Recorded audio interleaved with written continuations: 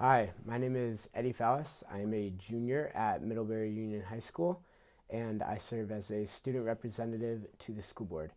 I am with Tricia Allen today. Tricia, how are you? I'm doing well, Eddie. Thank Yeah, you. of course. The first thing that we would like to ask you is, why are you running for the school board, and what in your professional or personal background do you think best equips you to serve on the board? Yeah, I think that's a question I've been asked a lot. I'm sure. And there are a lot of reasons why I'm running. I think first and foremost, I'm running to serve the community. I am a children's librarian at the Ilsley. This summer will be my 10-year anniversary. And so my entire adult career has been dedicated to public service, especially public service revolving around children. It's really important to me that kids are growing up happy, healthy, educated, knowing that they are recognized and vital individuals in our community. And so I have done a lot of things in my time here, from my work in the library to coaching soccer. Right now, one of my favorite times of the week is as a morning greeter at Mums on Mondays. And so it's important to me that kids and their families feel supported and have what they need to succeed in this great wide world that we're all a part of. As I said, I am a librarian, and so that gives me a lot of really good transferable skills. I am very good at collecting information and resources and collating it into one cohesive product. I have been a resource for parents and adults in the community for years and years. So I do try to stay up to date on local issues and have good lines of communication with various adults and people within the community. And one of my particular skills is being able to take complicated issues and presenting them in an uncomplicated manner.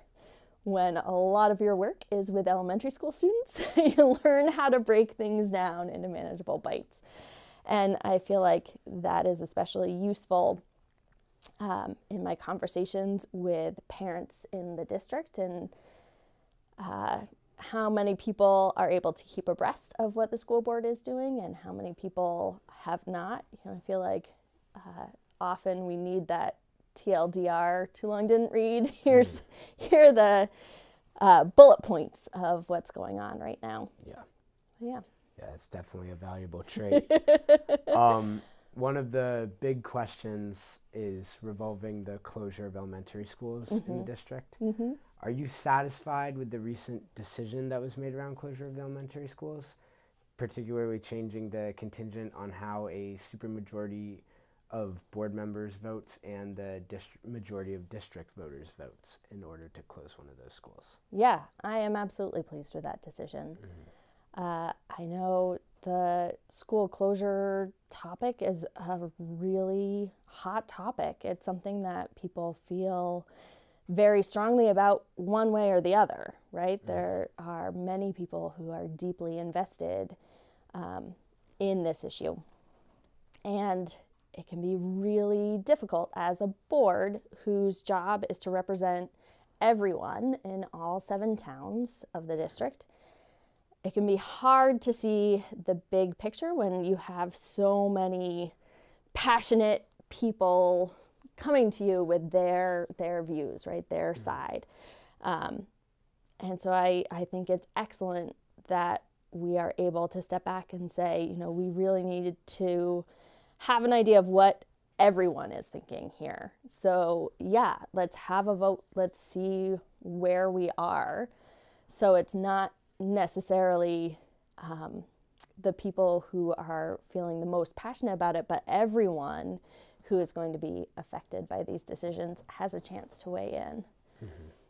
So yes. Yeah, awesome. Great to hear. So another issue has been the International Baccalaureate program within the district. Do you believe that the IB program has been working so far in the district, or are you on the opposite side of that? How do you feel? Yeah. So the short answer is I don't feel that the district is living up to the potential of IB right now, right? I have talked to a bunch of people who are currently in the IB program as students. I've talked to teachers. I've talked to various people from other towns, other places who have gone through IB schools and have an IB education. And I feel like the goal of IB, the ideals of IB are really fabulous. You know, what IB is capable of being and capable of doing is wonderful. I don't think that we have been able to meet that potential to get there as a district so far. And, you know, I don't feel like it's from a lack of trying. I think it's a complicated issue, as so many things in front of the school board are. Definitely. But even at a base level, we've had unprecedented staff turnover in the past few years in the schools. And many of the new teachers had never worked in IB schools before coming to this district. So we're constantly trying to catch teachers up. And it's not the teacher's fault, it's not the district's fault. But it's hard to grow and establish and figure out these new pathways when you're constantly in a state of catch up. Yeah. So, yeah. Yeah. Speaking about schools and everything, there's been a lot of discussion around the repairs that are required for the schools in our district. A recent study suggested it could take up to $100 million to bring all of the school buildings up to code. How do you think the district should approach the plan for school repair? Yeah. So the $100 million is a huge price tag, right? And that is difficult for anyone in our communities to hear. $100 million to fix our schools. Yeah. That has been broken out into, you know, just over $11 million, to do the basic up to code repairs, right? And then $100 million to really get us set, right? We're not talking about luxuries. We're not talking about adding brand new features to all the buildings, but really these are the bare minimum and then slightly above the bare minimum, right? Yeah. So the 11 million we need to do. It's really no question on that. That's the bare minimum. That's what we have to do. We need that to get our schools to a place where it's still safe for our kids and faculty to be in them all day long. Beyond that, it really requires us to look at return on investment, right? It's up to the board to be able to say either, you know, look, we need this other $90 million because if we don't do $90 million now, it's going to be another $200 million down the road, right? There's a reason why maintenance occurs. And when you don't do the maintenance, you end up with a huge problem down the road. So absolutely we need to get that base minimum done, right? That's not even really a question. Beyond that, it's a matter of being really transparent with the public as to here are what the repairs are, here is what they cost, here is why they need to be done now, right? If we don't do it now, it's going to be so much more later. If we don't do this, we're running into a bunch of other problems very shortly. So no one likes huge price tags, and $100 million is a huge price tag. But really, it's this is a problem that we need to face and we need to resolve.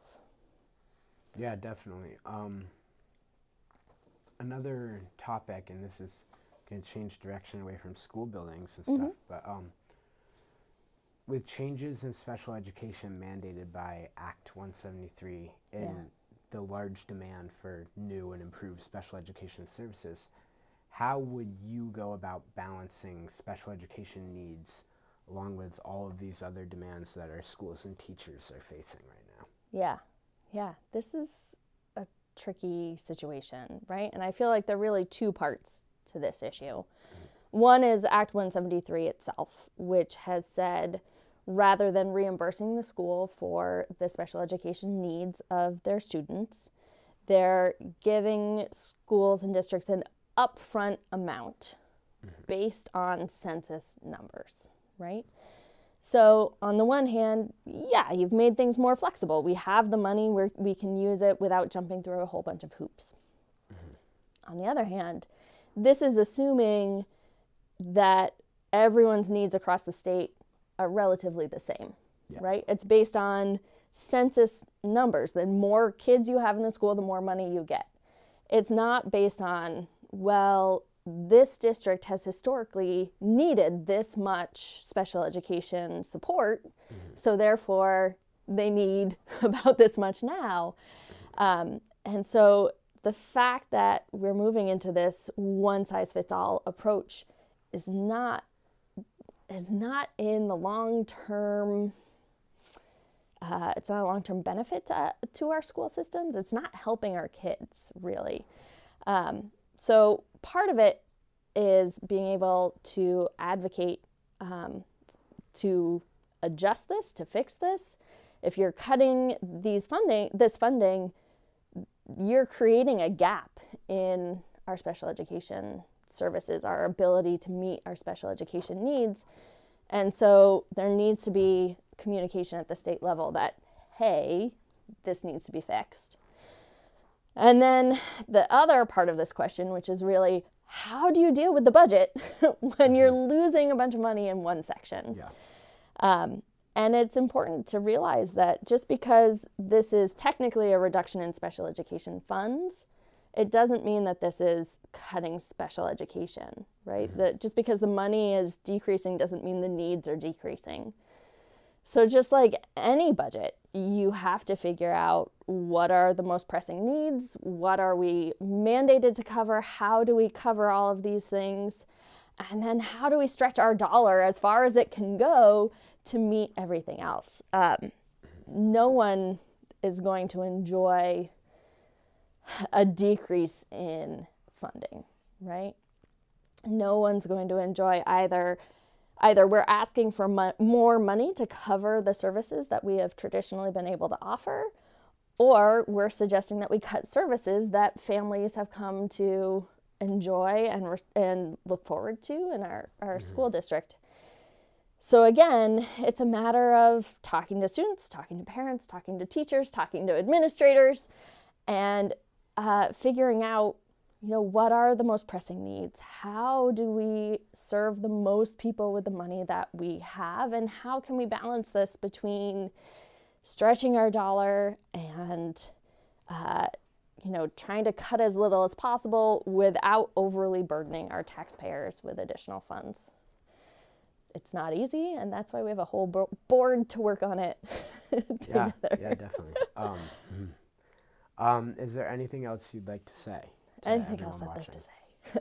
Well, thank you for being here today, and thank you for your time on the board. I'm really glad that we have student representatives on the board. I do feel like student voices are an essential part of the work that gets done within the school board. But also, as I've been talking to various people, as I have announced my candidacy for the position, I've noticed that there's been quite a bit of confusion about, well, I signed someone else's petition, can I sign yours? And, I live in Cornwall, so it doesn't matter who is running in Middlebury. It's like, oh, well, actually, yes.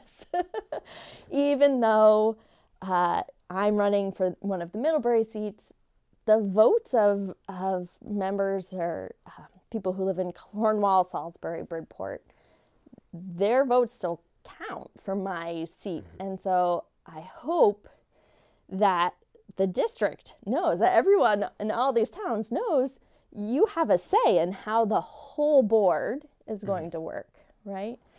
And I think that goes along with this next era of school board work, where we really need to be focusing on getting all of our towns to be working together and being a unified district. I think there are a lot of big issues coming to the school board, and they really have the capacity to divide, and a lot of the work, a lot of the responsibility for the board is to keep bringing everyone together and make sure that everyone feels like they've gotten their voices heard, and that they all understand exactly what the work is that's being done by the board for our community. Yeah. Tricia, thank you for coming in to talk with us. And to everyone watching, thank you for listening. And I would like to remind you to go out and vote and participate in your town meeting day. Thank you.